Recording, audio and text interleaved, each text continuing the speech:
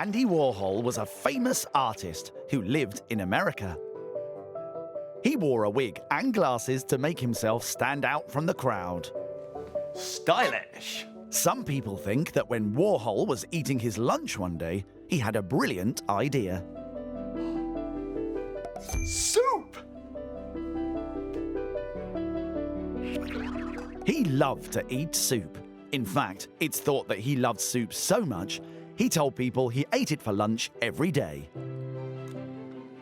Ah, super! And as he loved art and loved soup, he decided to make a picture, a little bit like this.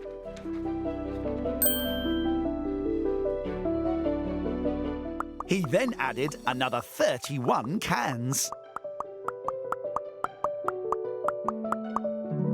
This is one of Andy Warhol's most famous pictures, made up of 32 cans of soup. This style of art is called pop art, and you could say that he recycled his cans of soup to make one of his most famous pop art pictures. Oh, that reminds me.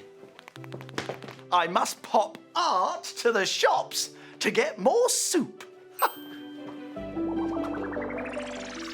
Fantastic. In fact, that was super.